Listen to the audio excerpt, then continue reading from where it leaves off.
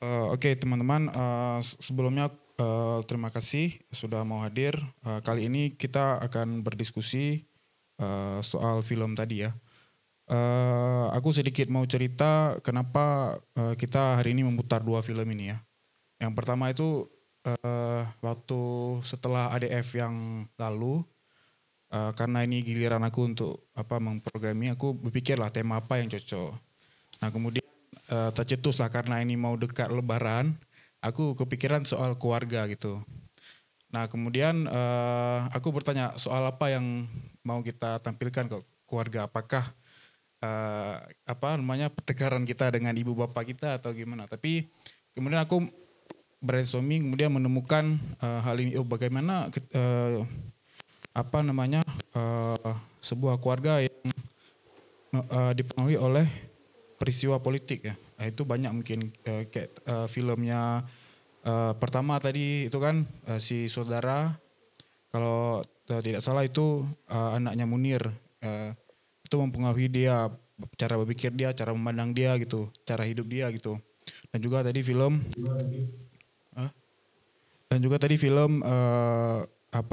The Age of Remembrance.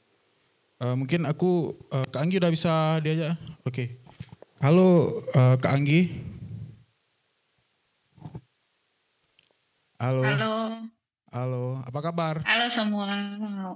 Baik, baik. Suara aku jelas ya? Jelas, jelas, jelas. Oke Kak, aku Oke, oke. tadi sudah menyapa kawan-kawan. Aku pengen tanya dong, sebenarnya apa sih trigger eh, Kakak untuk bikin film ini gitu? Trigger awal lah. Trigger awal ya. Iya, terima kasih teman-teman. Ya Assalamualaikum mungkin sekalian warahmatullahi perkenalan diri. wabarakatuh.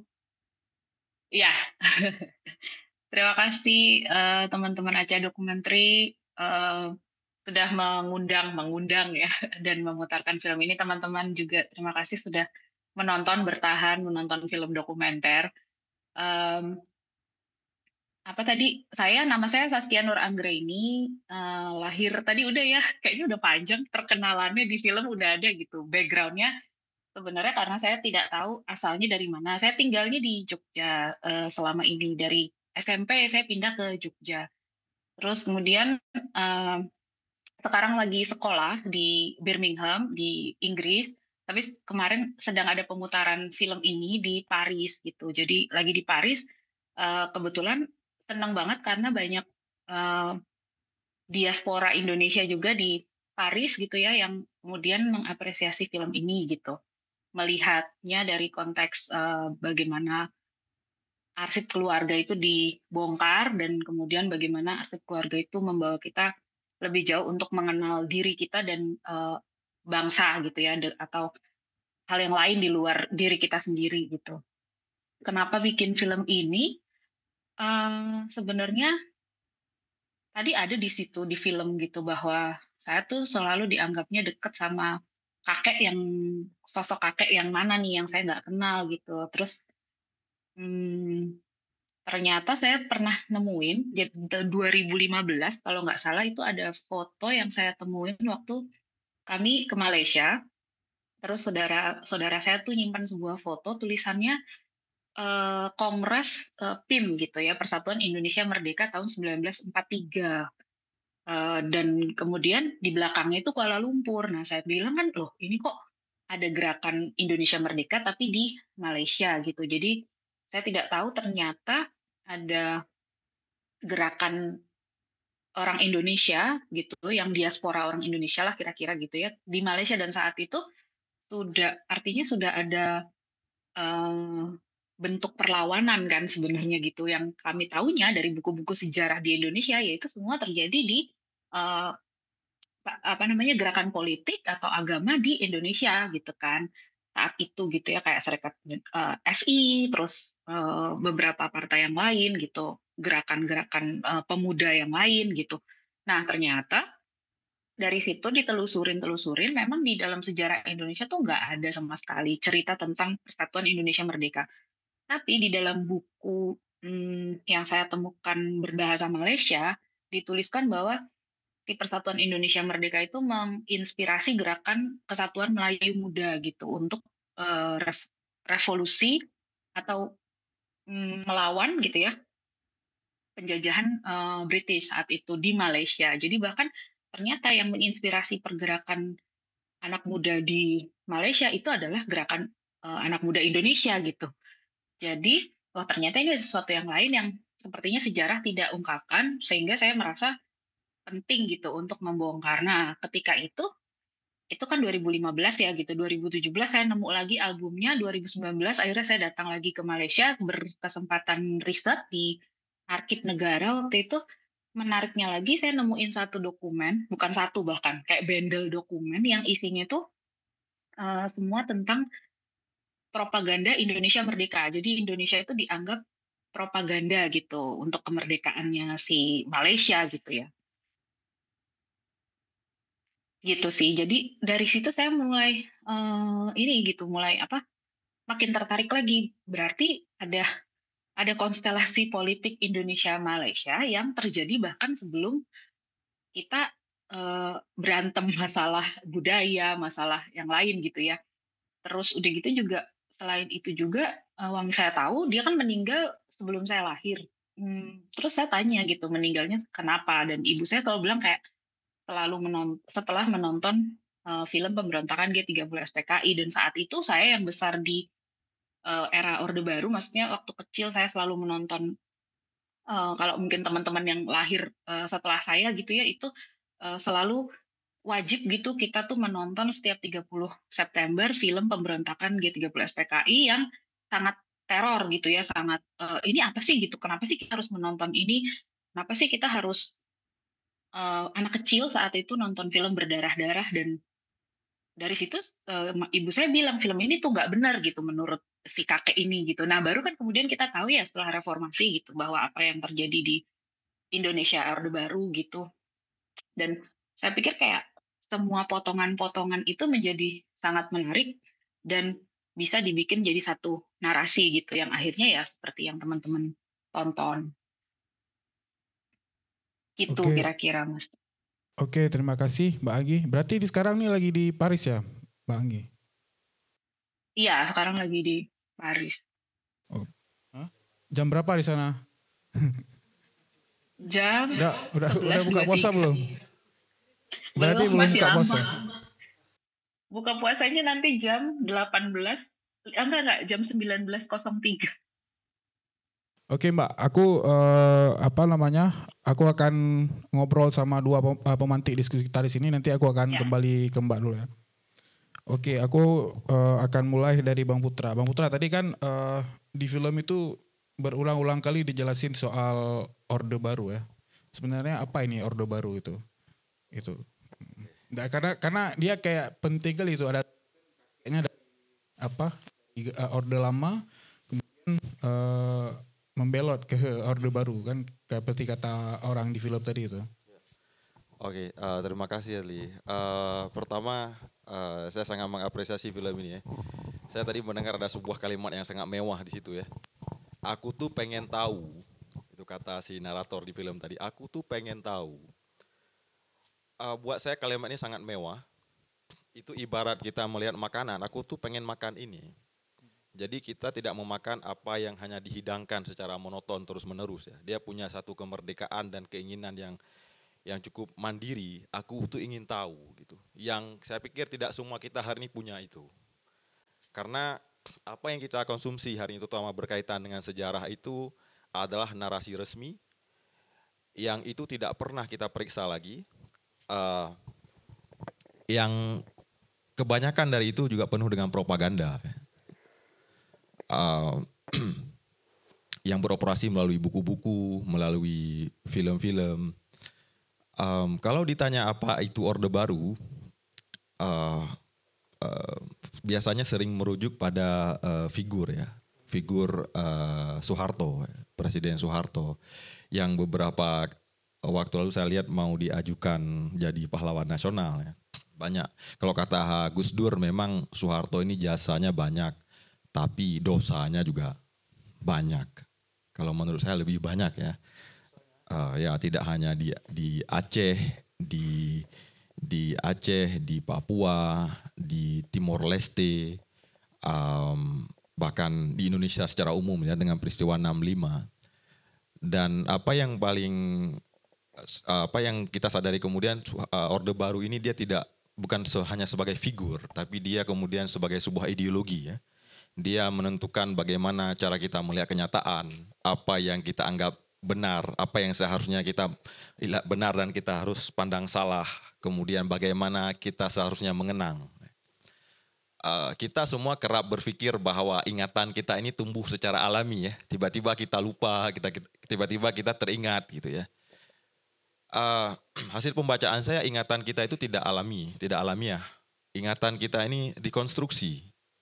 Bagaimana kita harus melihat sesuatu, bagaimana kita harus melihat komunisme, bagaimana kita harus melihat liberalisme, bagaimana kita harus melihat Islamisme. Itu pertarungan gitu ya.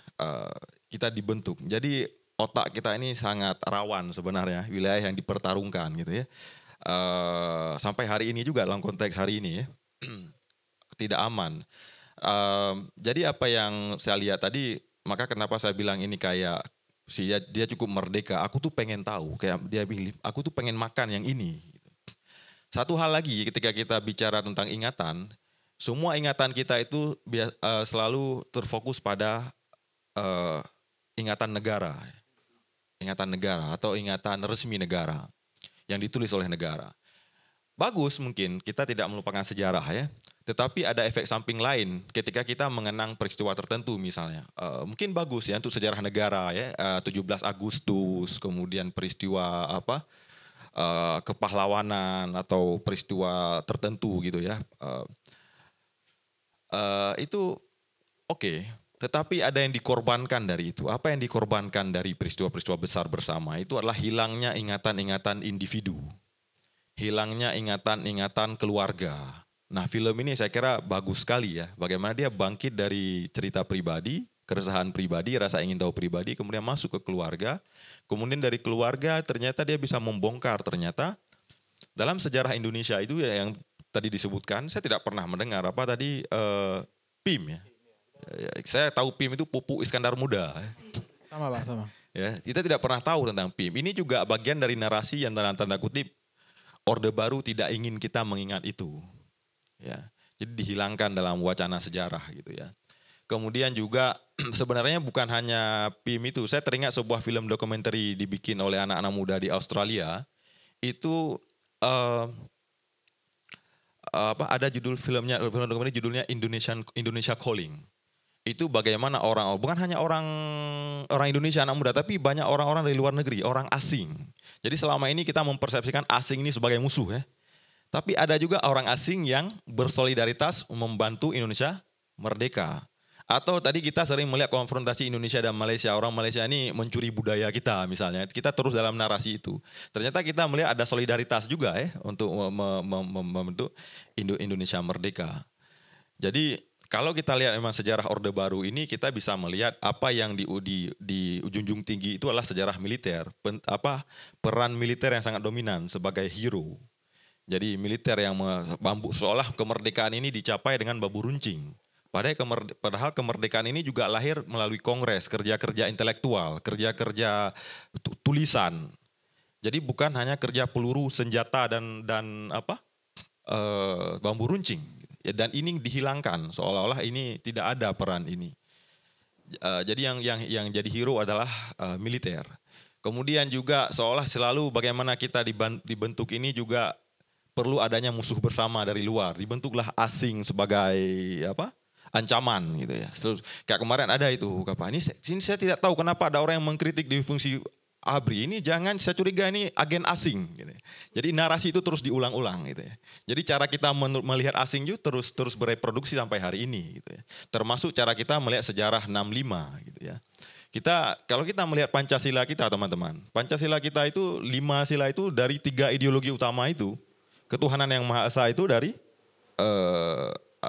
agama, ideologi agama. Kemudian adalah Persatuan Indonesia, kelompok nasionalis. Kemudian yang terakhir itu keadilan bagi seluruh rakyat Indonesia, itu sosialisme. Jadi 3 itu ada yang dianggap waktu dulu itu berjasa untuk merebut kemerdekaan. Jadi bukan hanya kelompok agama yang melawan, tapi juga buruh-buruh kereta api yang awalnya itu disadarkan oleh Hank Snelflit. seorang ideolog komunis yang memberontak terhadap Belanda. Nah, mereka juga melawan Belanda, termasuk kelompok-kelompok nasionalis yang juga melawan Belanda. Jadi ini kue bersama sebenarnya yang dibagi kemudian dibentuk jadi Pancasila sebenarnya. Tapi kemudian kan tahun 65 salah satu ideologi ini kan disembelih gitu ya. Sehingga akibat dari penyembelihan inilah hilangnya satu narasi sejarah termasuk tentang PIM ini saya rasa ya. Saya menduga termasuk tentang PIM ini. Saya kira apa yang paling penting dari saya akhir-akhir ini kerap mendengar beberapa tahun terakhir lah tentang ada istilah dekolonisasi ya, membongkar kembali bagaimana kita memandang kenyataan agar tidak mengambil cara pandang penjajah dalam melihat kenyataan. Saya kira terutama dalam konteks Aceh, apa yang perlu kita lakukan adalah membongkar kembali warisan Orde Baru yang beroperasi dalam pikiran kita sampai hari ini, termasuk bagaimana kita mendefinisikan kebudayaan. Nah, saya teringat percakapan saya dengan seorang seniman senior di Jakarta, orang Aceh. Ketika wilayah-wilayah lain di Indonesia sudah mempertanyakan narasi-narasi Orde Baru, Aceh menjadi murid terbaik dari Orde Baru sampai hari ini. Saya kira itu ketika kita mendengar, oh ini ada asing dan sebagainya, penting juga apa yang sudah tertanam. Sebuah teori dari teman saya pernah bilang, mustahil sebuah kekuasaan bisa bertahan 32 tahun tanpa dia melakukan sesuatu yang jahat terhadap pikiran kita. Jadi saya kira film ini sangat penting dan saya ingin ada banyak film-film seperti ini dan lagi-lagi saya ingin kembali sebuah kalimat yang mewah tadi, aku tuh ingin tahu. Bayangkan kalau kalimat ini lahir di setiap kita di sini. Saya yakin setiap kita di sini ada keluarga. Minimal maksudnya yang kalau enggak misalnya bisa jadi sudah meninggal, tapi setidaknya punya keluarga. Dan dari setiap narasi keluarga ini tidak bisa diabaikan. Kakek saya itu seorang veteran, pernah korban Romusa. Nah ini saya jadi tertampar juga nih, seberapa jauh saya cari tahu. Kan saya kuliah selama ini, kejar IPK ya. IPK, aku dapat nilai A, aku harus segera skripsi, aku harus kerja. Kan orientasi kita seperti itu. Kita mengabaikan semua ingatan-ingatan personal, yang padahal itu penting sekali. Nah, mewah sekali kalau setiap kalimat itu hadir dalam diri kita. Aku tuh ingin tahu bla bla dan tentang sejarah keluarga kita dan bagaimana itu terhubung dengan sejarah bersama. Dan saya kira penting sekali mengingat Aceh hari ini krisis juga. Di Aceh itu ada anak yang tidak tahu bahwa di kampungnya dulu ada orang dibantai. Terputus sejarah. Ada anak-anak yang memilih pembunuh. Orang-orang yang mengeksekusi keluarganya sebagai calon pemimpin. Karena terputusnya memori tadi. Ya. Maka saya ingin kembali bilang tadi bahwa tadi kalimat yang sangat mewah ya. Aku tuh ingin tahu dan seharusnya kalimat itu hadir dan lahir dari setiap kita. Terutama yang tinggal di Aceh dengan pengalaman yang tidak mudah untuk kita lalui. Ya. Oke, berarti Orde Baru banyak dosa, Pak. Yang pertama dia sosok, kalau kita lihat Orde Baru dia sosok itu Soeharto, pasti yang dia banyak dosa gitu. Ya, mungkin sedikit tambahan lagi. Dia tidak hanya Orde Baru ini tidak hanya sebagai sosok, tapi dia sebagai ideologi. Mungkin Soeharto sudah tidak ada lagi, tapi gagasan Soeharto masih beroperasi sampai hari ini. Kita tahu apa yang terjadi akhir-akhir ini ya, apa yang terjadi dengan militerisme dan lain sebagainya. Itu satu contoh nyata yang hadir di depan mata kita bagaimana ideologi Orde Baru itu beroperasi dan bereproduksi. Karena kerja reformasi saya rasa memang menggulingkan figur, tapi tidak menggulingkan narasi yang beroperasi dalam institusi, dalam museum-museum, dalam monumen-monumen. Ya. Karena ini juga monumen ini kan alat yang sangat kuat. Monumen, museum, kurikulum sekolah ini transmisi ideologi yang sangat kuat. Kalau hanya figur saja, ini tidak diperiksa atau diredefinisikan kembali, ini akan terus terjadi, terus langgeng. Akhir-akhir ini kayak di Amsterdam di Belanda itu ada satu figur namanya Van Hees, itu patungnya udah dicopot di Amsterdam karena itu dianggap figur kolonial di Belanda yang tidak boleh jadi pahlawan nasional meskipun sekarang masih diperdebatkan. Artinya patung di ruang publik, monumen di ruang publik, kurikulum, termasuk yang sering ini, yang saya sangat tertarik juga. Saya sedang mengelola sebuah akun Instagram namanya Aceh Visual. Itu ketertarikan saya terhadap arsip. Karena saya rasa arsip ini penting sekali. Arsip apa yang disimpan, arsip apa. Dan dengan arsip kita bisa menemukan kembali sisi yang lain dari sejarah. Kayak tadi si Anggi ya. dia mencoba mencari tahu arsip-arsip ini. Dan saya kira penting sekali arsip-arsip. Foto-foto ibu kita, foto-foto kakek kita penting untuk kita telusuri. Ya, itu aja. Oke, artinya kita punya PR untuk membongkar itu itu kayak rasa itu jadi kutipan penting, membongkar sisa-sisa orde baru di kepala kita yang beroperasi. Dan juga tadi menarik ya, jangan lupa follow Aceh Visual. Promosi. Oke, sebelum aku ke Kak Nana, aku pengen tanya sama penonton, kira-kira film yang pertama tadi, kawan-kawan bisa mengerti nggak? Bisa ya? Bisa ya? Oke, kalau bisa. Kak Nana, tadi sebenarnya itu bicara soal kerinduan anaknya Munir ya. Munir, dan saya rasa Kak Nana di Kontras, kawan-kawan di Kontras itu mungkin dekat, mungkin bisa bercerita tentang kami. Sebenarnya apa sih yang mereka alami gitu kan, juga kalau kita main ke Kontras itu wajah Munir besar sekali. Tuh. Mungkin Kak Nana juga bisa menjelaskan sosok Munir ini apa sebenarnya, siapa dia, bukan apa ya, siapa dia gitu. Ya. Untuk meriwan kembali ingatan-ingatan kita. Baik, terima kasih Adli. Assalamualaikum warahmatullahi wabarakatuh. Selamat sore, menjelang berbuka puasa, kawan-kawan sekalian. Saya Nana dari Kontras Aceh. Karena pertanyaannya cukup spesifik soal Munir ya, jadi saya sebenarnya kalau bicara soal Munir, teman-teman juga bisa Google siapa Munir Said Talib. Sedikit spill saja, beliau adalah pendiri Kontras, Komisi untuk Orang Hilang dan Korban Tindak Kekerasan.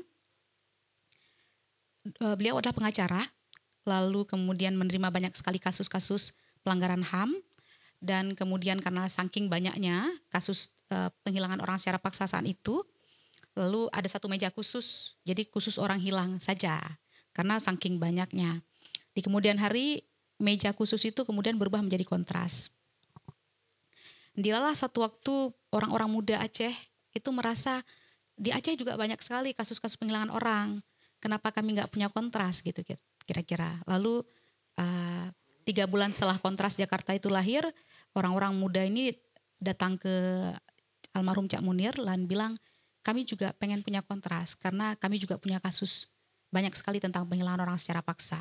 Karena saat itu Aceh sedang menjadi daerah operasi militer. Nah, gimana operasi militer itu bekerja nanti kawan-kawan bisa googling lagi begitu. Nah, lahirlah Kontras Aceh. Mengapa mungkin kita juga jadi menyelami kenapa Diva, anaknya almarhum Cak Munir, membuat personal documentary tersebut. Itu adalah film yang didedikasikan kepada ayahnya karena dia besar tanpa ayah. Karena Cak Munir saat itu dapat beasiswa ke Amsterdam di tahun 2004. Beliau berangkat harusnya untuk sekolah, tapi kemudian di langit Belanda beliau meninggal karena diracun oleh negara ini. Munir harusnya masih hidup. Mungkin sampai hari ini.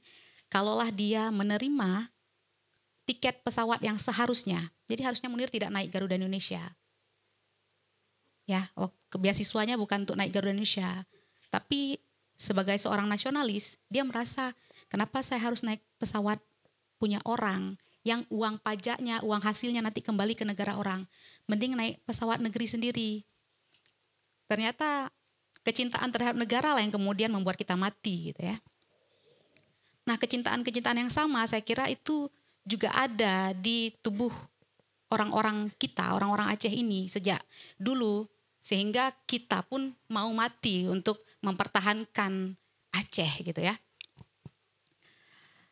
Dalam satu rentang waktu yang panjang selalu bergejolak Aceh ini sejak mungkin yang paling dekat, karena kalau kita mau jauh sekali dari masa Belanda gitu jadi terlalu lama gitu ya. Yang paling dekat mungkin tahun 76 ketika segerombolan orang mendeklarasikan gerakan Aceh Merdeka di kampungnya Bang Putra di Pidi. Mungkin itu yang paling dekat. Tapi kalau kita mau menelisik lagi ke belakang begitu ya. Saya pause di situ, saya kembali ke Diva. Film ini adalah film tentang kerinduan anak kepada ayahnya. Kalau kita lihat tadi dia menuliskan tahun-tahun dan bingkai foto yang seharusnya ada Cak Munir di dalamnya. Artinya harusnya di tahun-tahun itu, di tahun-tahun dia tumbuh, di tahun-tahun dia remaja, di tahun-tahun dia menjelang dewasa, dia besar bersama ayahnya. Dia punya bingkai foto seperti keluarga-keluarga yang lain gitu. Kerinduan semacam ini bukan cuma kerinduan Diva, tapi juga kerinduan anak-anak Aceh yang lain. Kok bisa? Karena ketika Aceh didera konflik, anak-anak Aceh juga kehilangan ayah. Besar, sayapnya hanya sebelah, itu orang-orang kita. Perempuan-perempuannya dipaksa menjadi kepala keluarga. Cerita tentang orang-orang hilang yang tadi saya sampaikan. Dan bukan cuma orang hilang, tapi juga orang yang dibunuh. Tuh. Ini adalah kerinduan anak gitu ya. Di hari-hari ini, kapan ya? Mungkin setahun atau 2 tahun yang lalu, kami membaca satu berita bahwa ada satu orang yang sangat senang, beliau udah tentara, karena setelah 20 tahun kembali ke Aceh. Jadi 20 tahun yang lalu dia bertugas di Aceh, 20 tahun setelahnya dia kembali ke Aceh. Karena 20 tahun yang lalu kalau kita tracking, Aceh masih menjadi daerah konflik. Ternyata saat itu beliau menjadi salah satu orang di garda terdepan saat pembantaian Tengku Bantakiah. Kami tracking. Kita tracking di tahun-tahun setelahnya, gitu ya. Kita tracking dia di media sosialnya. Sekarang karena ada media sosial agak mudah ya. Terlihatlah di Facebooknya itu foto keluarga. Pakai baju kuning, dia, istri dan anaknya. Kalau kita lihat apa kabar anak-anak murid Tengku Bantakiah yang dibantai, gitu ya. Apakah anak-anak itu punya foto keluarga yang lengkap? Dia nggak punya foto keluarga seperti foto keluarga si bapak kepala sekolah Rindam Iskandar Muda itu. Saya sebut saja namanya Pak Trijoko Adiwiono. Silakan di search di Google, nampak Facebooknya, ada foto keluarganya. Anak-anak yang dibunuh bapaknya ketika pembantaian Tengku Bantakiah pasti nggak punya foto keluarga sebahagia itu, setertawa selebar itu, warna baju secerah itu. Karena setelah hari itu, hari-hari hidup mereka tuh hari-hari yang kelam gitu. Gitu ya. Jadi ya ini cukup agak emosional sebenarnya. Jadi saya harus mengatur nafas gitu ya. Saya teringat salah satu orang anggota Kontras pernah bicara bahwa siapa yang nggak kenal Teguh Umar.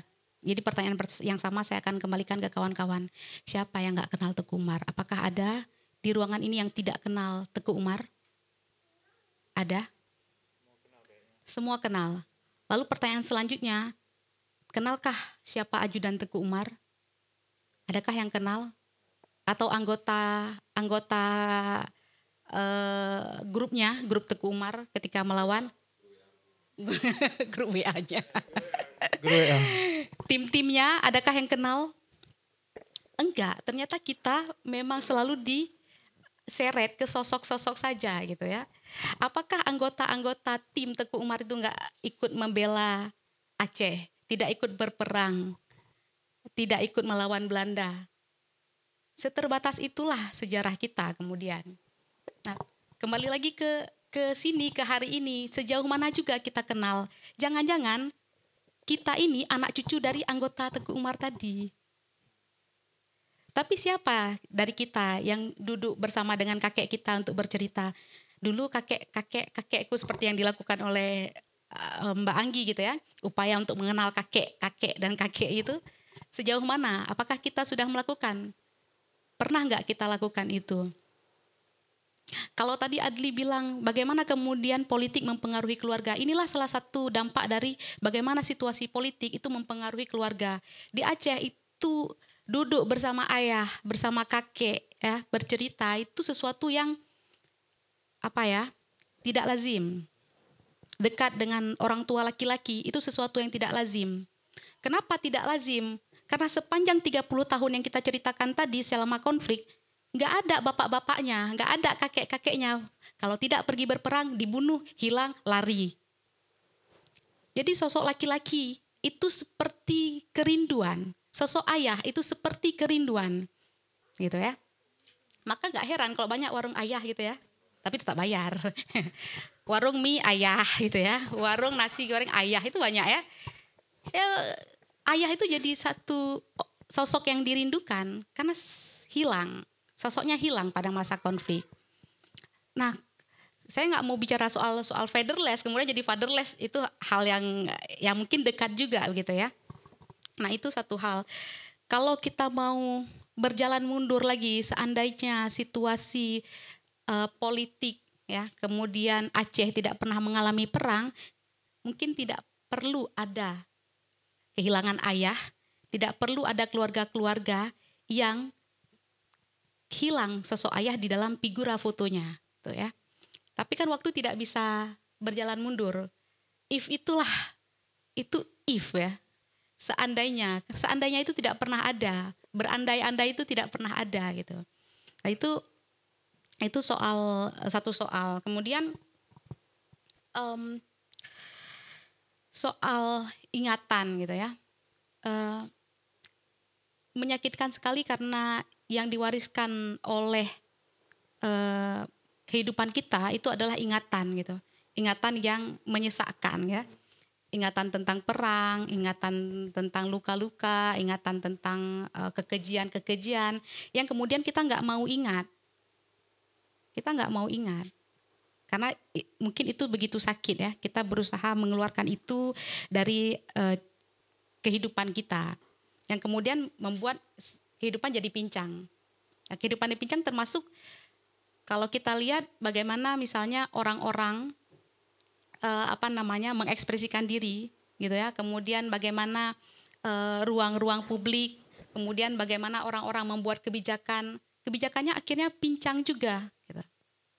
Kenapa? Karena ada hal-hal yang berusaha kita tidak selesaikan. Kita mau anggap dia selesai padahal dia tidak pernah selesai. Ya kelukaan itu gitu ya. Apa kalau kita lihat hari ini apa contoh dampaknya gitu. Kalau kawan-kawan menyadari bahwa angka bunuh diri di Aceh cukup tinggi. Sekarang kalau kita bilang ke mama kita bilang apa? Nyan si Hanaiman. Mama kita bilangnya gitu ya. Tapi ada soal resiliensi di situ. Ya, ada soal resiliensi bahwa trauma itu bisa diwariskan. Intergenerational trauma antar generasi yang kemudian membuat daya lenting itu menjadi menurun. Jadi masalah-masalah kecil itu bisa membuat kita nggak mampu. Udah 1 menit ya, sedikit lagi. Nah kemudian, kan saya jadi blank karena diingatkan. Yang kedua soal kekerasan seksual yang sangat tinggi hari ini di Aceh. Apakah tidak ada sebab? Pelakunya adalah laki-laki, korbannya adalah laki-laki. Kalau kita merujuk ke ekspos laporan Komisi Kebenaran dan Rekonsiliasi Aceh, mereka menemukan bahwa persentase laki-laki yang menjadi korban kekerasan seksual itu lebih besar daripada perempuan. Ada tanda bintangnya ya. Saya buat sendiri tanda bintangnya. Tidak menafikan bahwa perempuan mengalami kekerasan seksual juga yang cukup tinggi. Data ini boleh saja keluar karena baru 5.264 yang diambil pernyataannya. Kita nggak tahu kalau ada 5.000 selanjutnya mungkin perempuan jadi lebih besar. Nah, tapi ini kemudian menunjukkan bahwa laki-laki itu sulit sekali mendapatkan pemulihan, terutama untuk kasus kekerasan seksual, patriarki. Laki-laki ketika mengaku menjadi korban kekerasan seksual itu cukup memalukan. Malu bagi laki-laki ketika diperkosa, malu dilecehkan gitu. Sehingga mereka tidak pernah mendapatkan pemulihan yang proper. Akibatnya korban yang tidak pernah terpulihkan menjadi pelaku gitu ya. Itu yang kemudian berdampak pada hari ini. Bagaimana kemudian politik mempengaruhi, yaitu politik politik mempengaruhi keluarga kita, kehidupan kita. Begitu juga seperti apa yang kemudian terjadi pada keluarga Mbak Suci dan keluarga Mbak Anggi. Sementara begitu, Adli. Terima kasih. Oke, terima kasih Kak Nana, penjelasannya cukup bikin saya agak ini tadi cooling down kayak itu. Kayak tenang gitu, sejuk gitu, tapi juga pengen inilah bergetar juga. Tadi Kak Nana ngomong soal duduk di depan itu sama ayah itu hampir nggak mungkin ya ketika kita waktu itu ya 20 tahun yang lalu ya, karena situasi sedang konflik gitu. Kira-kira kalau sekarang bagaimana keadaan kawan-kawan itu, Kak? Jadi suasana juga nggak begitu banyak berubah, karena kalau kawan-kawan menonton kembali sebuah video kick off di Rumah Gedung, salah satu orang yang dipilih oleh Presiden Jokowi saat itu adalah seorang anak SMP. Dia dipanggil, jadi begini, ada satu tempat namanya Rumah Gedung, itu adalah tempat penyiksaan ya, yang kemudian ditetapkan oleh Presiden menjadi kasus pelanggaran HAM berat masa lalu, dan kemudian untuk menandai bahwa Presiden Jokowi itu peduli hak asasi manusia, kemudian dia menjadi tempat tempat memorialisasi. Di kick off dia, di launching oleh Presiden Jokowi. Lalu untuk diketahui oleh publik, salah satunya Jokowi kan suka gitu ya, nama-nama ikan, nama-nama macam-macam. Jadi dia suka random manggil orang gitu. Nah saat itu yang dipanggil adalah seorang anak SMP yang sebenarnya adalah anak korban Simpang KKA.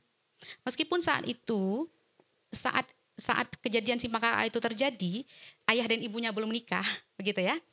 Nah ternyata cerita tersebut tidak pernah sampai ke si anak. Karena ketika Jokowi nanya, kamu ini korban apa? Ternyata dia merasa bukan korban apa-apa, begitu ya.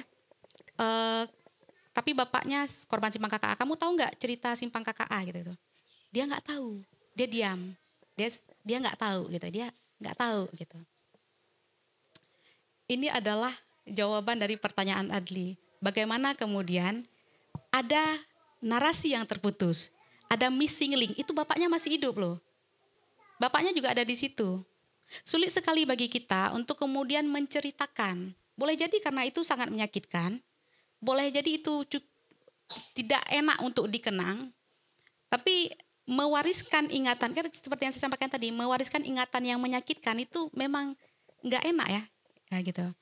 Nah, anak tersebut nggak tahu apa-apa tentang Simpang KKA dan tentang apa yang terjadi kepada bapaknya saat itu, gitu. Dan gimana perasaan bapaknya hari ini, gitu ya. Jadi duduk bersama bercerita tentang masa lalu itu pemandangan-pemandangan yang jarang gitu. Mungkin karena itulah tak heran kalau konflik di Aceh itu terus berulang gitu ya. Kalau kita mau hitung-hitungan, tahun 53 DITI ya di Aceh, Darul Islam. Kemudian tahun 65 PKI gitu ya. Kemudian tahun 76 GAM. Kalau kita hitung-hitung 53 ke 65 itu berapa tahun? Berapa? 12 tahun, oke.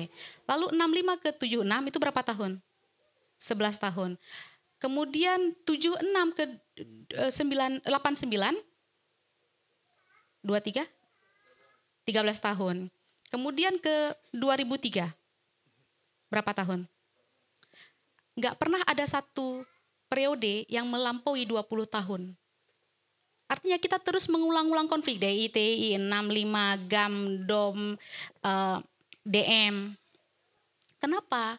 Karena kita nggak pernah mewariskan ini, sehingga anak cucu kita nggak pernah merasa, mari kita jaga-jaga. Gitu. Ini yang kalimat ini kemudian yang saya kira mungkin George Santayana bukan terinspirasi dari kejadian Aceh, tapi ada satu kalimat bagus dari George Santayana yang mengatakan bahwa barang siapa yang lupa akan masa lalunya, dia akan dikutuk untuk mengulanginya gitu. Ya, for those who cannot, for those who forget the past, condemn to repeat it. Jadi dikutuk itu kata-kata yang mengerikan gitu ya. Nah saya khawatir kalau kita tidak berusaha untuk mewariskan ingatan yang menyakitkan itu, warisan yang menyakitkan itu, jangan-jangan kita sesungguhnya sedang mewariskan pengulangan masa lalu tersebut. Nah, semoga tidak gitu ya. Itu Adli. Dan untuk diketahui juga dalam waktu dekat rumah gedung yang sekarang namanya diubah menjadi Memorial Living Park itu akan luncurkan kembali begitu. Saya nggak tahu isinya bagaimana, apakah kemudian kita akan diberitahu apa yang terjadi rumah gedung ini tentang apa, atau jangan-jangan ya hanya ruang-ruang kosong, atau jangan-jangan nanti warga kampung ikat kambing di sudut, who knows gitu ya. Oke Kak, terima kasih penjelasannya. Mungkin saya akan lempar pertanyaan ke penonton. Ada yang ingin memberi tanggapan? 1, 2, pertanyaan. Oke. Assalamualaikum warahmatullahi wabarakatuh. Saya Muhajir. Sangat menarik. Mungkin Bang Putra bisa kita katakan kita lahir itu udah di dalam propaganda gitu ya. Kita lahir udah ke dalam propaganda misalnya. Jadi pemikiran-pemikiran kita udah di template gitu ya. Kita hanya berpikir misalnya kita hanya terpaku pada satu sosok. Misalnya kita di Aceh hanya Iskandar Muda. Mungkin Iskandar Muda hanya 3 abad itu lahirnya kan. 3 abad itu Iskandar Muda aja kita. Menarik juga saya melihat dari sisi tadi itu arsip ya. Arsip mungkin sangat menarik juga tadi. Misalnya untuk saat ini kita melihat Presiden Trump itu udah merilis tentang penembakan JFK ya. Apa mungkin nggak misalnya di Indonesia ini bisa ada arsip-arsip yang di-keep misalnya, yang di-keep itu oleh negara, misalnya tentang pembunuhan Munir, tidak hanya setingkat Polikarpus misalnya kan, apa ada yang di atasnya lagi, ada juga misalnya seperti tadi itu ada PKI, mungkin ada nggak arsip-arsip itu ataupun kebebasan untuk mengakses informasi yang bisa dibuka misalnya, yang seterbuka yang di Amerika misalnya, mungkin seperti itu. Terima kasih. Mau dijawab atau gimana? Jawab aja lu.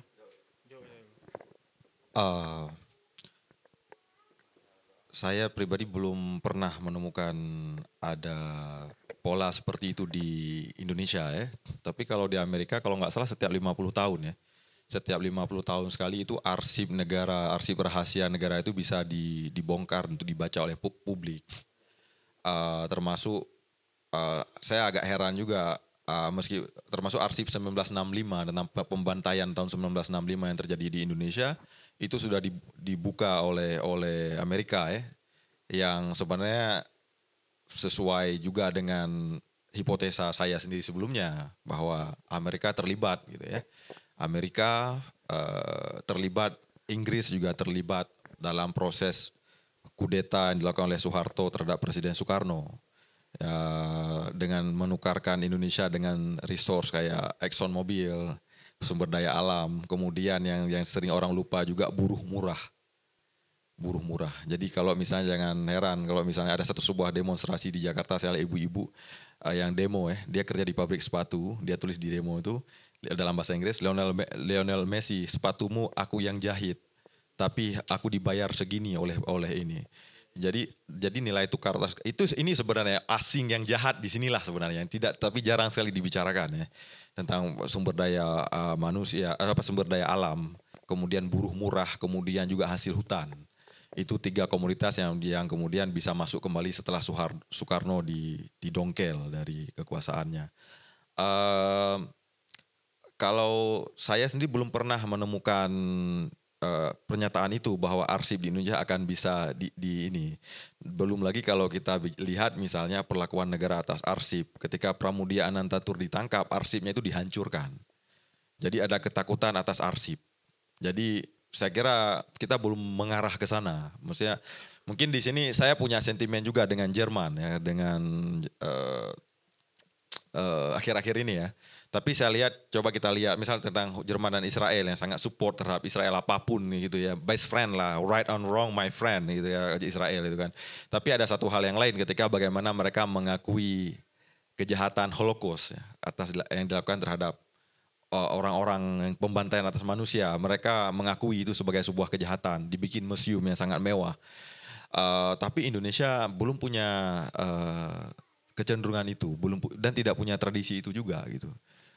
Istilahnya membongkar itu akan dianggap membongkar aib sendiri. Kan tidak hanya dalam tingkat negara, dalam tingkat kultural kan kita juga seperti itu ya. Nggak usah diomong itu aib orang. Gitu. Sebenarnya kayak apa yang dilakukan oleh Hitler itu perlu diomongkan, termasuk apa yang dilakukan oleh Soeharto. Itu perlu dibicarakan, apa dampak bagi, sebenarnya kemarin ada diskusi tentang arah kebudayaan Aceh di salah satu komunitas. Saya kemudian mengajukan satu tawaran juga, apa yang harus kita lakukan adalah apa yang telah dilakukan oleh Orde Baru terhadap kebudayaan hari ini, dan itu arah yang harus kita bongkar gitu. Titik awal berangkat gitu ya. Istilahnya membedah itu, operasi ya. Kayak masuk ke ruang bedah lah untuk melihat dampak-dampak dari, karena banyak sekali sebenarnya. Tapi jawaban singkatnya saya sejauh ini tidak tahu dan sepertinya tidak ada, karena yang saya lihat justru sebaliknya, penghancuran arsip demi arsip dan penghilangan arsip demi arsip. Beberapa waktu lalu ada seorang peneliti di Australia, disertasinya bagus sekali, disertasi terbaik tahun 2017 kalau nggak salah, namanya Jess Melvin. Dia tidak sengaja menemukan sebuah arsip di Kodam ya, itu kemudian arsip itu bukan untuk diinikan ini, dia ambil kemudian dikopi dan jadilah sebuah buku. Judul bahasa Indonesia saya lupa, Berkas Genosida itu. Berkas Genosida, nama penulisnya Jess Melvin. Itu dia menemukan data yang sangat menghentak ya. Tapi setelah ditulisnya buku itu, sekarang arsip itu sudah tidak bisa lagi diakses, sudah dikunci. Jadi justru yang kita punya itu bukan tradisi seperti Amerika yang membongkar arsipnya setiap 50 tahun sekali, tapi yang kita punya justru sebaliknya. Kalau nggak melarang atau menghancurkan gitu. Karena ada pengetahuan tertentu yang kita tidak boleh tahu. Karena kalau kita tahu pengetahuan itu akan mengganggu kepentingan ruling class lah istilahnya ya. Saya kira memang begitu. Jadi jangan pernah berpikir bahwa pikiran kita ini alamiah. Kita dikonstruksi untuk berpikir seperti apa, mengenang dengan cara apa, dan menilai dengan cara seperti apa. Oke Bang Muna. Oke Bang, sebelumnya saya ingin mengingatkan ke kawan-kawan yang di depan takjil, yang di depan kita ini kan pemantik. Jadi teman-teman nggak sepakat, boleh beri pernyataan aja gitu, nggak mesti bertanya. Ada Kak Anggi juga di ruang Zoom, ya diskusi lah kita. Oke, Bang Muna silakan.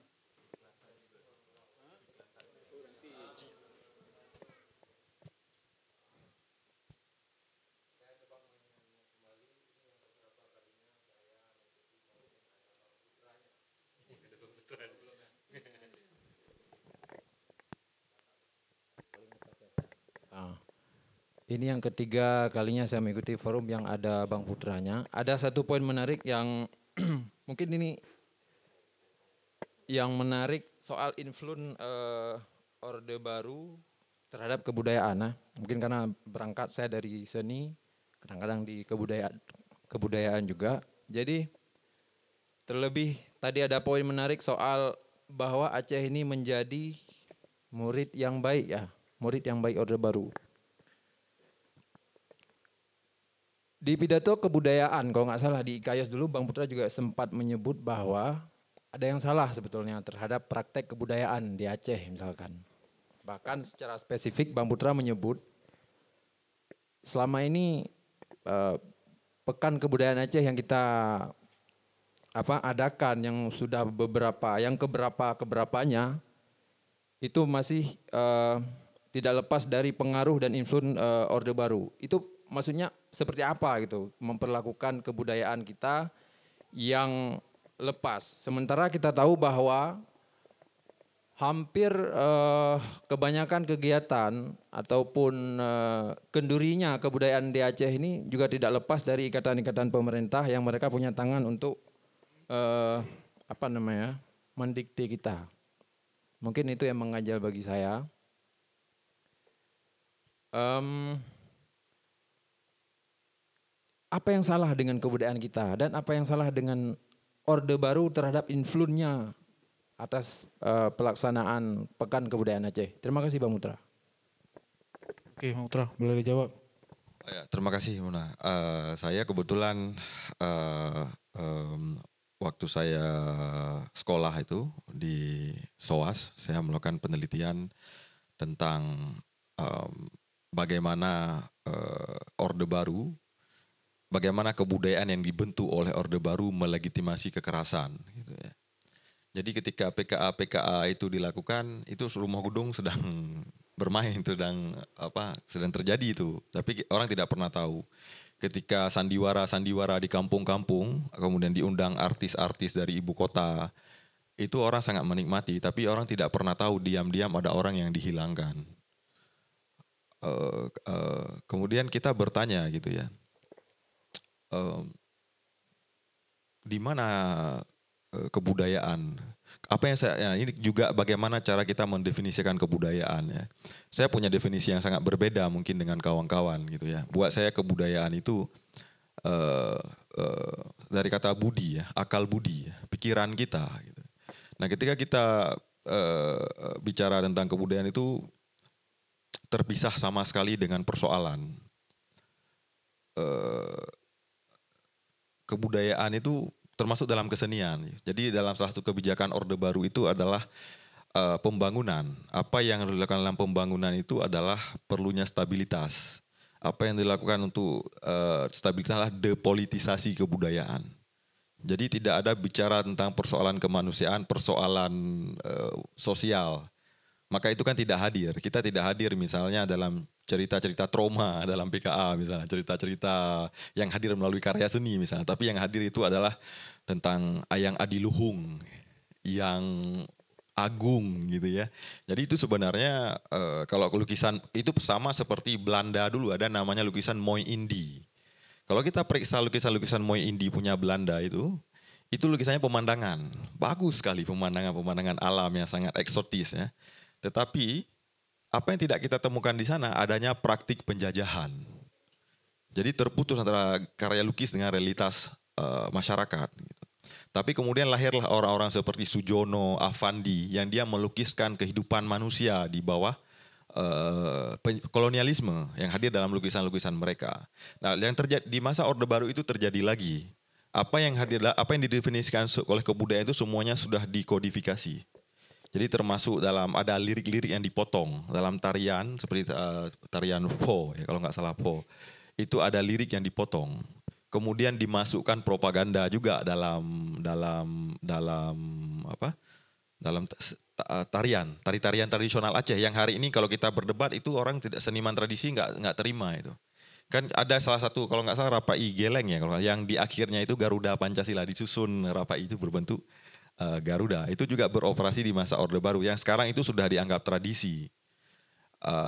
Jadi Orde Baru itu terlepas kita melihat dia secara negatif, dia itu cukup canggih sebenarnya. Cukup canggih. Dia beroperasi tidak hanya dalam seni tapi juga orang jual obat. Bagaimana propaganda dibayar untuk mempropagandakan tentang KB. Itu oke lah tentang nilai-nilai lain yang beroperasi. Jadi dia rapi sekali. Nah, berkait dengan PKA, saya membaca laporan PKA. Saya menemukan arsip-arsip waktu penelitian S2 saya. Saya menemukan formatnya itu sama persis dengan yang dilakukan beberapa waktu terakhir lah ya. Formatnya sama. Kemudian saya lihat juga makan lebih rapi di masa Orde Baru, lebih rapi, lebih bagus. Tapi ini formatnya bagus. Ini juga yang saya rasakan sebenarnya. Ini berbagi juga dengan kawan-kawan ya. Tanpa merasa diri mencoba lebih tinggi dari kawan-kawan. Berbeda sekali ketika saya menikmati kesenian di tempat-tempat orang gitu ya. Jadi saya tahu tentang apa peristiwa yang dialami oleh orang di Afghanistan. Jadi tahu. Tapi ketika saya melihat seni di sini sih belum membangun pertanyaan atas kenyataan. Tidak membangun pertanyaan, belum membangun. Ada beberapa, tidak semuanya ya. Maksudnya ada. Saya pukul rata. Ada beberapa seniman yang cukup mempertanyakan, membuat kita berpikir ulang gitu. Ada kesadaran baru gitu ya. Saya kira tugas kesenian itu diantaranya ya membuat kita melihat ulang ya. Oh ternyata ada nilai-nilai. Kayak misalnya tentang ada eksplorasi lah tentang mungkin ini bisa kita diskusi lebih spesifik ya tentang seni ya. Tentang bau misalnya, ada karya seni misalnya dari kita tahu, saya sadar ketika saya nonton karya seni itu saya jadi tahu ternyata ada bau itu berbeda menunjukkan kelas sosial orang atau bunyi. Mengapa di kampung tertentu nggak boleh ada bunyi tertentu tapi boleh ada bunyi tertentu, itu mengeksplorasi tentang hubungan kekuasaan dengan bunyi. Tapi ini mungkin sudah sangat spesifik ya Muna ya. Tapi secara umum ya seperti itu. Apa yang dilakukan oleh Orde Baru itu adalah depolitisasi kesenian dan censorship. Itu tidak boleh ada. Tidak boleh bicara tentang persoalan. Jadi sebenarnya ketika saya pulang kampung itu banyak sekali persoalan di kampung. Ketika saya nonton praktik berkesenian, saya tidak menemukan ada semacam keterputusan gitu. Kalau kata diskusi saya dengan Bang Murtala yang di Australia, kita juga merasa masih berjarak juga dengan realitas sosial orang kecil gitu ya. Mungkin di sana banyak materi-materi yang bisa menjadi karya gitu ya. Tapi ya yang mungkin sesederhana kayak film tadi itu, bagaimana dia mengeksplorasi arsip ya. Praktik-praktik, saya juga masih jarang melihat juga di Aceh praktik kesenian yang mengeksplorasi arsip gitu. Ini saya kira penting sekali karena kita lihat juga tidak hanya di praktik seni tapi juga di tingkat, saya sedih sekali melihat kondisi PDIA yang arsip ya, Pusat Dokumentasi Aceh yang hari ini tidak, menyedihkan sekali ya, tidak ada yang urus. Belum lagi sebenarnya kita pertama kena musibah oleh alam ya, kena tsunami ya, menghilangkan banyak sekali arsip gitu ya. Kemudian ada man-made disaster ya, bencana oleh manusia yang hari ini karena sengkarut politik ataupun lainnya ya, sehingga arsip itu tidak menjadi ruang yang belum dieksplorasi menurut saya, belum tersentuh gitu. Untuk mencari alternatif truth, kebenaran alternatif atas realitas, sehingga kita tidak mengulang-ulang apa yang narasi yang diwariskan gitu. Kayak film tadi ya, dia kan mencoba menawarkan narasi yang berbeda dari apa yang sudah diwariskan gitu. Ya, mungkin saya nggak tahu apa ini bisa menjawab ya, tapi ini memang butuh diskusi semalam suntuk ini dengan tadarus kita. Ya, nanti habis buka puasa kita diskusi lagi seperti biasa ya. Oke teman-teman, ada yang ingin menambahkan? Oh banyak kok. Ya, bagam. 1 menit bagam, 1 menit. Ya habis ini cewek tadi. Bismillahirrahmanirrahim. Assalamualaikum warahmatullahi wabarakatuh. Sebenarnya saya sangat mengapresiasi kegiatan-kegiatan seperti ini ya. Apalagi rasanya sangat bersyukur ya bisa ya duduk bersama dan membahas hal-hal seperti inilah ya. Karena jujur ya, saya sampai Aceh itu 2008 dan baru tahu Aceh pernah konflik itu 2017. Sebelumnya saya nggak pernah tahu. Dan saya bersyukur juga waktu itu saya tahunya di Kontras. Sebelum Kontras saya sama sekali emang nggak tahu ada konflik di Aceh. Padahal ya kampung saya mungkin satu kampung sama Bang Muhajir ya, sama Bang Putra juga di PD. Dan itu kan daerah yang sangat bisa dibilang garis merah ya dalam konflik Aceh. Tapi saya nggak tahu waktu itu. Padahal kuliah ke Banda Aceh itu dari 2014 gitu ya. Tapi rentan berapa tahun saya baru tahu konflik gitu ya. 2017 buat saya baru tahu Aceh itu pernah konflik. Hal-hal kayak ginilah yang saya rasa, wah ternyata semenakutkan ini Aceh waktu itu gitu ya, waktu saya kecil gitu ya. Dan lagi-lagi ya sama kayak Bang Putra bilang ya, saya ingin tahu ya, dan itu adalah hal yang sangat mahal ya hari ini ya. Karena dulu sampai sekarang mungkin kita terkadang sangat acuh atas hal-hal yang terjadi di masa lalu gitu. Jadi saya ingat sekali ya, pernah ikut sekolah HAM di Kontras dan salah satu pemateri waktu itu, Kak Raisa waktu itu, dia suruh buat kami secara pribadi itu timeline waktu gitu ya. Kapan ayah saya misalnya nggak lagi di Aceh. Dan kemudian dia merantau keluar sampai hari ini balik lagi ke Aceh. Semua disuruh selidiki gitu ya, apa yang terjadi di tahun sekian gitu ya. Dan ketika saya ingat-ingat kembali ya waktu itu, ternyata dulu ini tentang keresahan kita tentang TNI hari ini gitu ya. Dulu di masa ayah saya merantau di luar Aceh gitu ya, kawan-kawan yang tiap hari ke rumah itu adalah orang-orang TNI. Orang-orang TNI yang mereka orang Aceh tapi TNI. Dan obrolan-obrolan mereka di meja ruang tamu, kemudian di meja-meja main catur, gapleh gitu ya, main batu itu soal Aceh. Mereka ngobrol soal Aceh dan mereka sama-sama mengkhawatirkan soal Aceh waktu itu. Dan di Aceh konflik. Di Aceh lagi konflik dan mereka mengkhawatirkan soal Aceh. Dan hari ini ketika ada kebencian-kebencian yang timbul terhadap TNI misalnya ya, itu bagi saya mungkin agak susah gitu karena saya kecil dengan orang-orang tuh waktu itu. Saya kecil waktu masa SD itu saya masih digendong-gendong sama mereka. Dan sampai hari ini kawan-kawan ayah saya tuh masih berkomunikasi gitu. Walaupun ya mereka nggak di Aceh waktu konflik ya, mereka di luar Aceh waktu itu. Bahkan saya sering permainan saya tuh sama anak-anak TNI yang ada di Koramil waktu itu ya. Makanya ketika ada kebencian terhadap TNI, saya lihat lagi. Ini kita lihat orangnya aja dulu gitu. Mungkin itu lebih ke institusi TNI. Saya nggak melihat. Jadi nggak semua ya, kita seringkali memang mengeneralisir semuanya gitu ya. Tapi tentu semua orang punya latar belakang ya. Makanya saya ingin tahu itu sangat mungkin teman-teman bisa melihat kembali sejarah teman-teman sendiri gitu ya, seperti apa. Dan itu ternyata membuka ruang-ruang yang lain ya dari sisi kepribadian dan ya otak kita gitu ya. Nah yang mirisnya gitu ya, bahkan ketika saya nyampe ke Aceh itu yang nyampe suara ketakutan itu bukan dari sosok TNI, tapi dari lawannya yang di sini. Karena gimana ketika saya berada di ruang bilik suara gitu ya, mereka menyuarakannya pilih merah misalnya ya. Kalau enggak perang lagi.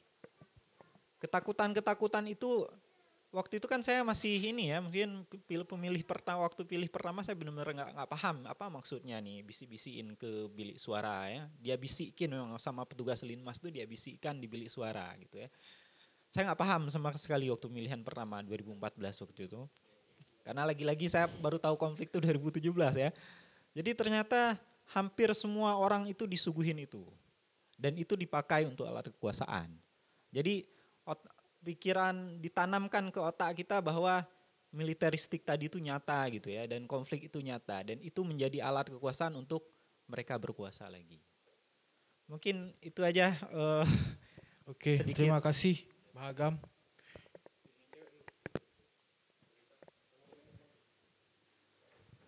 Satu menit dah masing-masing ya.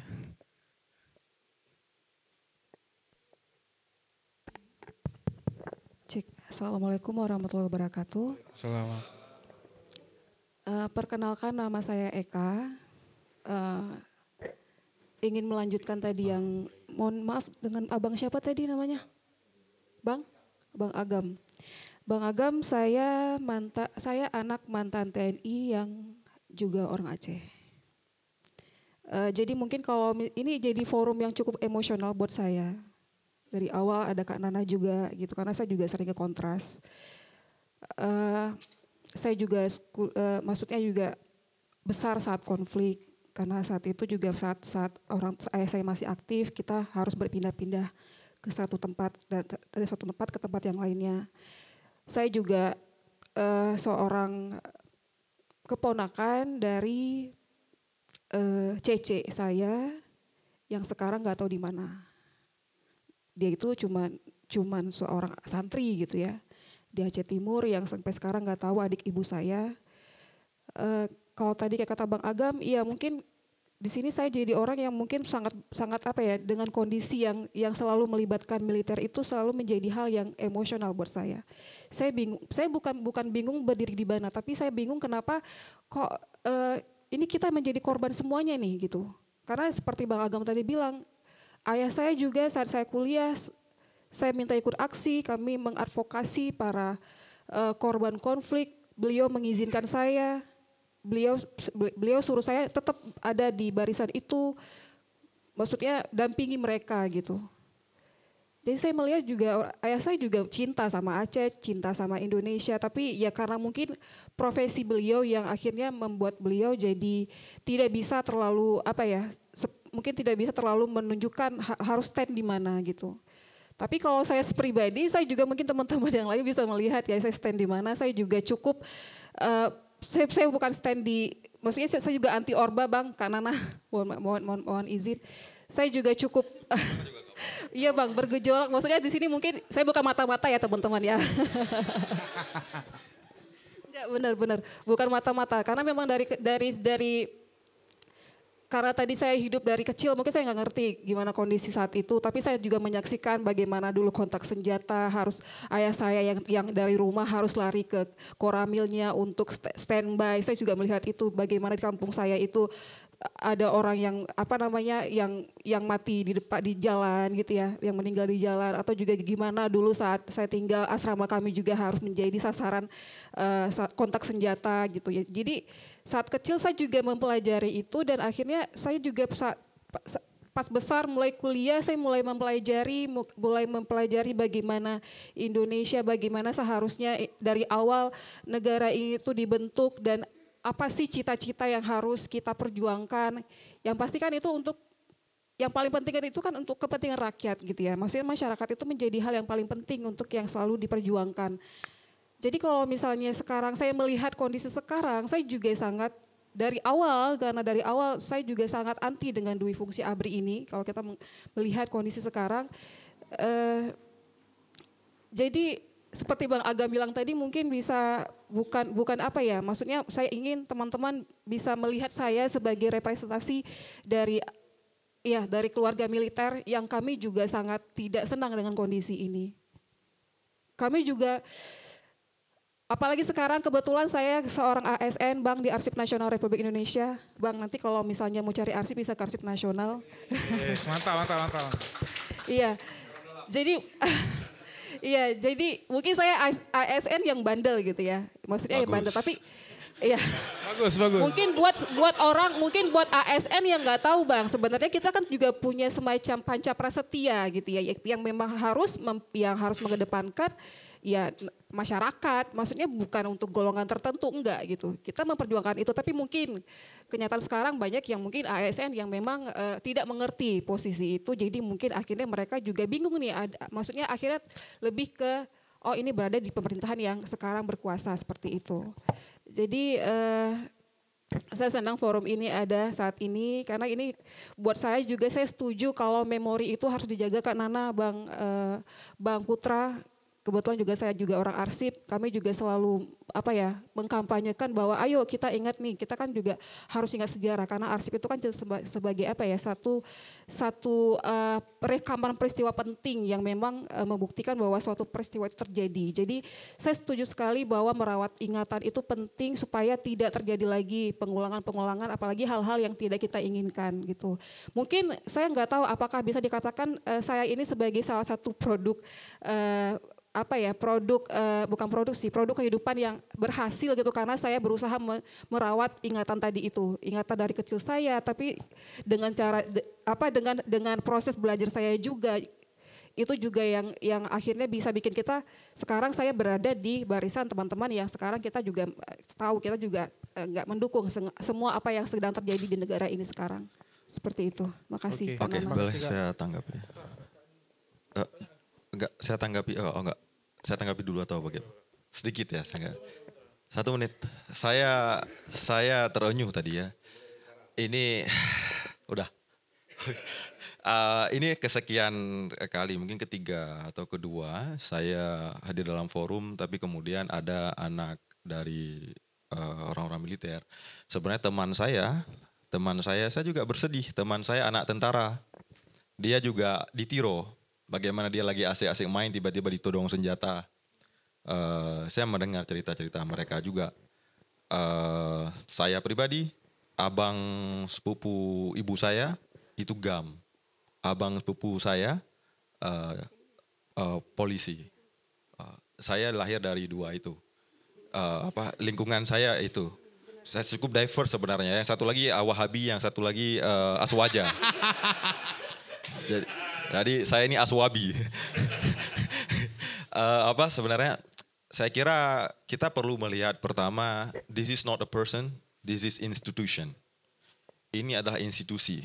Ya, jadi kita harus melihat itu jelas ya antara personal and institutional. Kemudian juga barangkali yang perlu kita lihat bersama juga. Saya kira ini saya senang sekali dengan kehadiran siapa namanya? Saya senang sekali. Karena dalam sebuah diskusi itu saya orang yang beberapa tahun terakhir mulai meyakini bagaimanapun saya melihat kenyataan, saya melihat dengan perspektif yang tidak lengkap.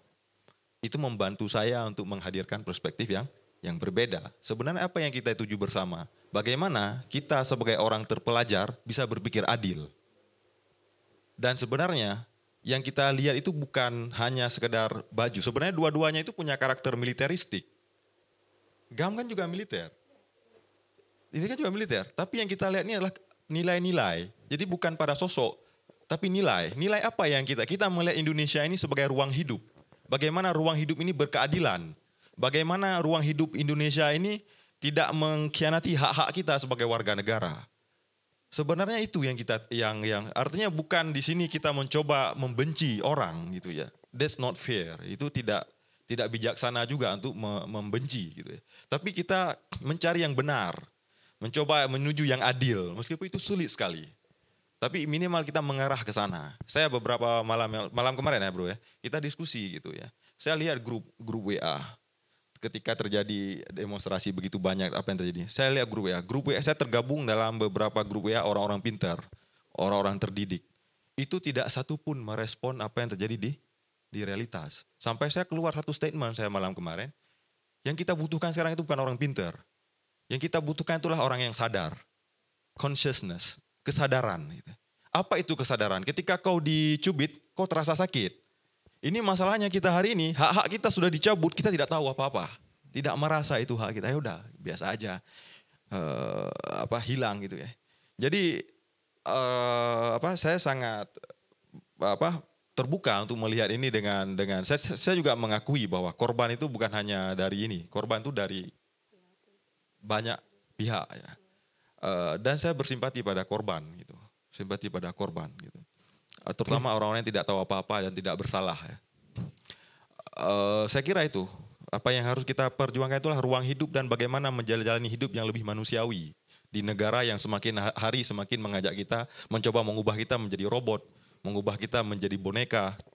Saya kira penting sekali untuk merawat kemanusiaan kita. Mungkin itu ini ya. Jadi tidak perlu takut juga, Bang, aku bukan mata-mata ya Bang, atau aku bukan.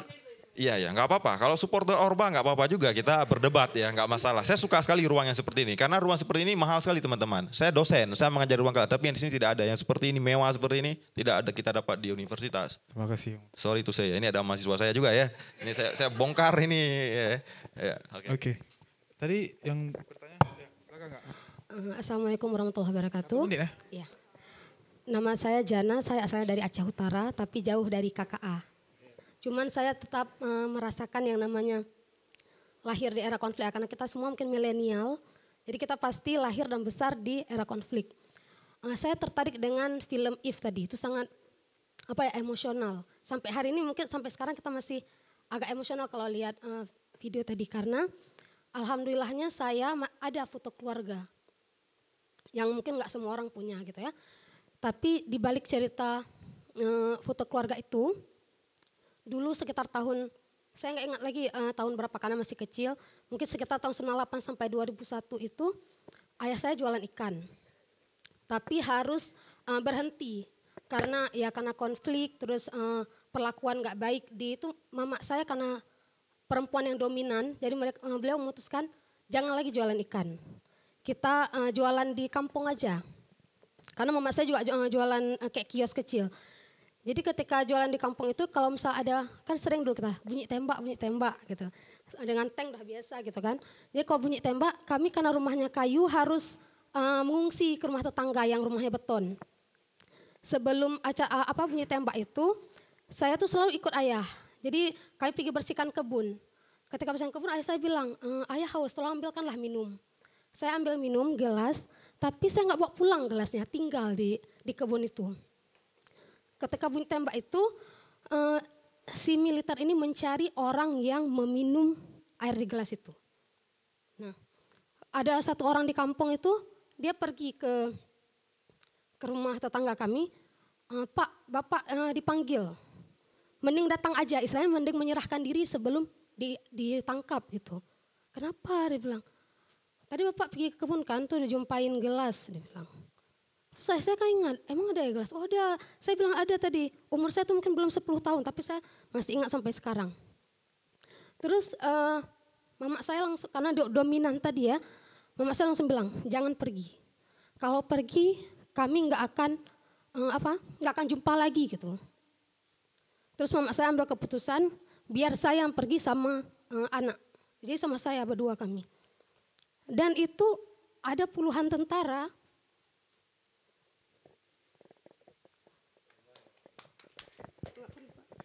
Saya harus menghadapi puluhan tentara dengan senjata lengkap, menjawab pertanyaan-pertanyaan. Dan saya jawab jujur, tadi kemana? Saya bantu ayah bersihin kebun, saya bilang. Ya kayak pilih-pilih pinang gitu.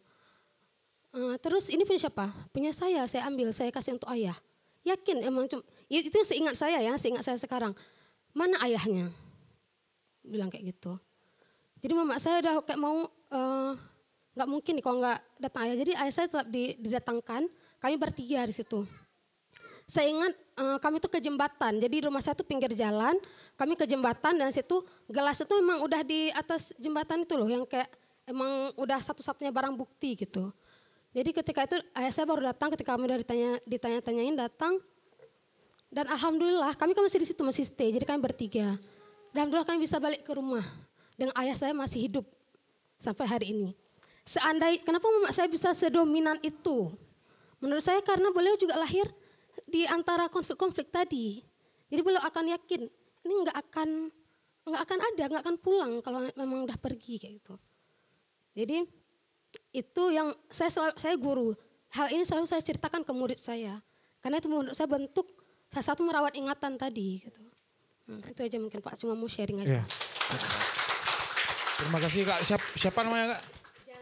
Jana. Oke, terima kasih karena waktu mau habis. Terima kasih Kak udah mau cerita sama kami. Takjil. Tapi sebelum itu saya ingin ke Kak Anggi. Kak Anggi masih ada di ruang Zoom?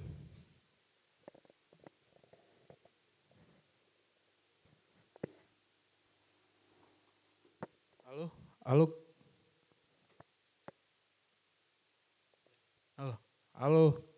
Kak Anggi, gimana? Suaranya nggak kedengaran. Mungkin unmute masih. Oh.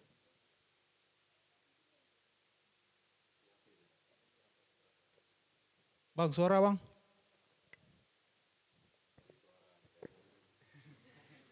Sebentar Kak Anggi.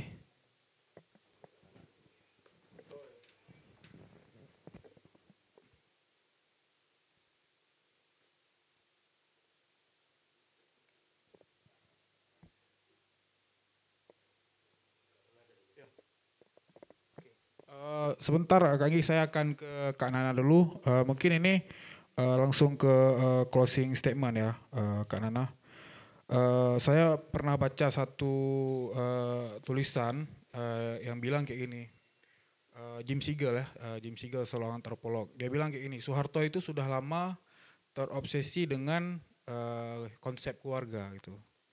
Nah, itu salah satu yang saya baca. Makanya dia gunakan itu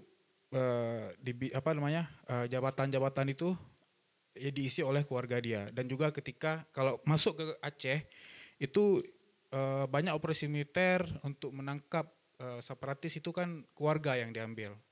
Lalu saya mau balik ke Rumah Gedung, kan pasti di Rumah Gedung itu kan tempat penyisaan Kak. Tempat penyisaan ya. Pasti di situ banyak keluarga-keluarga yang dibawa. Nah, saya pengen tahu sesadis apa sih sebenarnya? Ya, mungkin Kak bisa langsung ini sebagai closing statement ya, gitu. Ini, wah, gimana cerita Rumah Gedung 1 Menit ini? Aduh, susah ini ya. Apa yang terjadi di Rumah Gedung itu mungkin nggak bisa kita sampaikan dalam 1 menit. Tapi soal konsep keluarga, saya kira bukan cuman Soeharto ya. Aceh ini juga punya konsep keluarga yang cukup dekat. Konsep kaum ya, konsep karung itu kan, ini karung bukan goni ya. Konsep karung, konsep kaum itu cukup lekat juga, baik dalam proses membesarkan anak gitu ya, proses kemudian perkawinan dan lain-lain. Jadi itu cukup dekat sekali. Dan karena darah katanya lebih kental daripada air, jadi memang ini yang selalu dipakai oleh orang kan. Hampir semua operasi militer baik di Aceh, Leste, Papua dan dimanapun itu selalu menggunakan keluarga gitu ya. Bahkan kalau kita bicara kasus-kasus kejahatan kriminal itu kan yang disuruh cek terdekat dulu ya, gitu ya. Disuruh cek yang terdekat dulu. Jadi memang selalu yang terdekat itu. Nah kalau di Rumah Gedung, sebenarnya bukan hanya keluarga Adli, tapi juga menggunakan perempuan.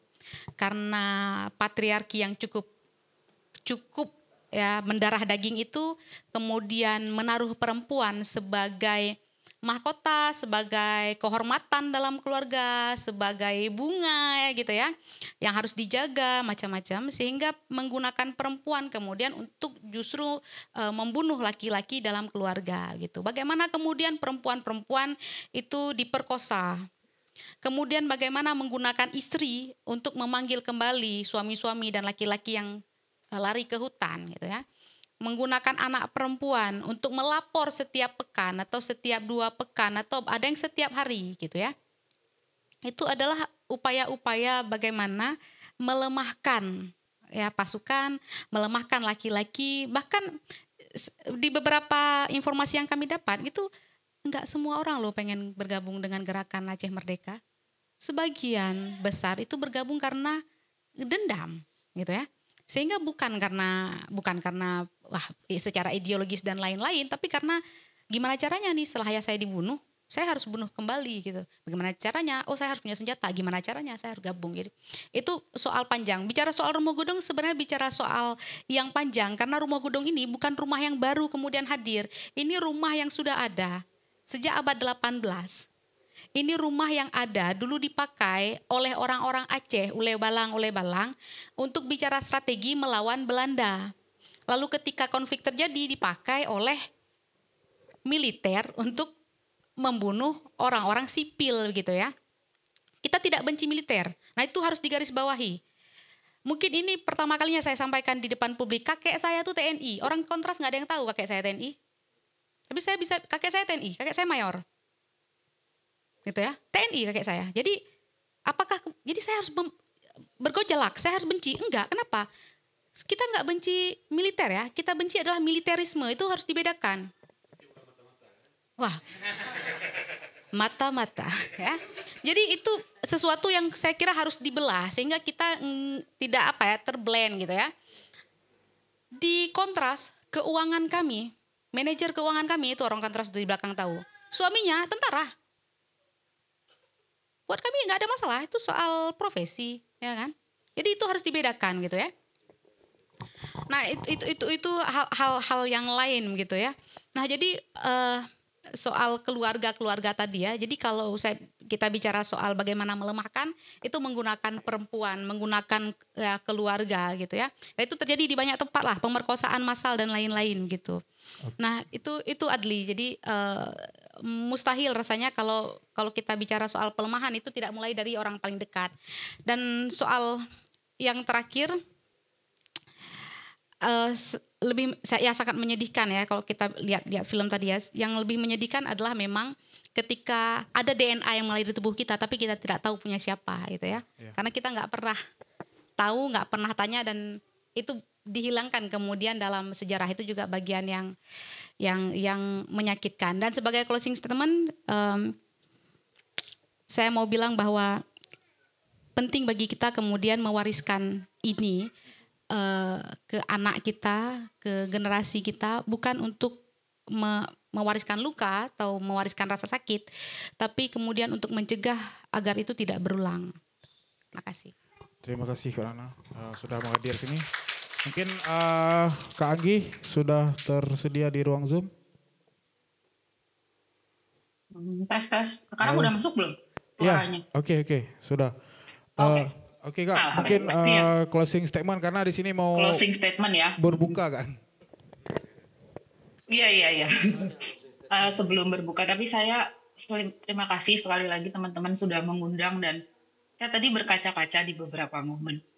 Karena sangat emosional, dan sebenarnya film saya juga bukan bermaksud untuk tadi membawa ke ranah emosional seperti itu gitu. Tapi saya percaya bahwa sepakat dari seluruh obrolan di sini gitu, percaya bahwa cerita kecil gitu ya, saya dulu pernah baca Petit History, gimana bacanya sih sejarah kecil itu ya, di mana sejarah kecil itu ternyata punya banyak banget. Dan saya tadi lihat bagaimana teman-teman semua di sini terpantik dan kemudian saling membagi narasi-narasi kecilnya gitu ya, dari versinya masing-masing gitu, dengan ada lukanya, ada pembelajarannya, ada refleksinya gitu, ada banyak lapisan di luar cerita keluarga itu sendiri yang kemudian membangun. Saya tadi sangat sepakat gitu ketika dibilang bahwa kita ini punya arsip, tapi apa yang kita baca, apa yang kita pelajari, apa yang kita ketahui itu dikonstruksi sama satu narasi besar gitu. Padahal ada begitu banyak narasi yang berasal dari diri kita sendiri yang sangat mungkin kita gali gitu, sehingga versinya jadi seperti yang kita dapatkan di hari ini gitu. Bahwa apalagi dalam konteks Aceh gitu ya, di mana kekerasan itu menjadi warna gitu di dalam masyarakat yang hidup di sana. Saya pikir jadi kayak gini, kalau saya sebagai perspektif pembuat karya jadi seperti ini. Oh, ternyata karya saya ada fungsinya gitu. Karena saya tadi sepakat gitu bahwa seorang pembuat karya gitu atau kreator apapun itu ya bentuknya, seninya, itu yang penting adalah dia berhasil mengekstrak pengalamannya, lalu kemudian membagikan pengalaman itu ke dalam bentuk yang dia mampu gitu ya, dalam medium yang dia bisa, lalu kemudian bagaimana medium tersebut mampu mengajak audiensnya atau penonton penikmatnya itu berefleksi terhadap dunia gitu. Dan saya pikir itu kayak kayak itu sangat menyentuh bagi saya gitu, ketika teman-teman atau kita semua bisa berdiskusi di sini, bertemu, dan kemudian saya jadi gini, ini kalau misalnya kita filmin nih satu diskusi ini gitu, ini udah jadi kayak 3-4 film lain yang kalau kita tontonin gitu ke generasi, ke kelasnya Mas Putra misalnya gitu, kelas saya gitu, film gitu misalnya, itu kayak kita bisa banyak banget dapat bentuk pendekatan, kita bisa banyak dapat cerita gitu yang itu akan memperkaya kita gitu. Dan lagi-lagi gitu, ingatan kita akan sejarah tidak tunggal jadinya, dan kita terus mendekonstruksi dan mengkritisi apa yang terjadi. Kira-kira itu sih. Terima kasih banyak teman-teman. Terima kasih Kak Anggi sudah mau berjoin kami. Mungkin Bang Putra, karena Bang Putra penulis, satu premis closing statement. Aduh, ya, satu kata aja. Oke, ya. Terima kasih semua. Mungkin singkat saja, kalimatnya juga agak cepat saya ini kan. Saya sudah menjalani perjalanan hidup sampai hari ini gitu ya. Saya ingin berbagi satu hal, bahwa ketika kita merasa sudah tahu banyak, ketika kita sudah merasa diri paling benar, kita sedang dalam posisi yang sangat bahaya sebenarnya. Jadi di sini dalam perjalanan hidup saya menghabiskan setengah waktu itu untuk learning, untuk belajar. Tapi yang paling penting dari learning itulah to unlearn, untuk membongkar apa yang telah kita pelajari. Selama ini kita hanya fokus di learning, Tidak fokus pada membongkar apa yang telah kita pelajari. Jadi di tahap hidup kita yang semakin bertumbuh ini, perlu ada momen untuk kita membongkar apa yang kita pelajari. Mencurigai kembali pengetahuan-pengetahuan yang masuk ke dalam pikiran kita, karena di sana ada kepentingan, di sana juga ada kejahatan yang tidak kita sadari. Jadi penting sekali to unlearn, membongkar apa yang telah kita pelajari dan membangun pertanyaan-pertanyaan, dan kemudian berdialog dengan tubuh, dengan sekitar kita, kemudian memproduksi pengetahuan yang dibagi dan bermanfaat untuk sesama. Mungkin itu. Ya. Oke, terima kasih teman-teman. Jangan lupa takjil, pertanyaan-pertanyaan yang belum terjawab kita diskusikan untuk nanti, dan jangan lupa periksa sejarah keluarga teman-teman masing-masing itu. Jangan lupa takjil boleh makan di sini, yang penting sampah boleh makan di luar gitu. Itu ya, Bang. Ya, kita foto dulu. Terima kasih yang udah hadir. Assalamualaikum warahmatullahi wabarakatuh.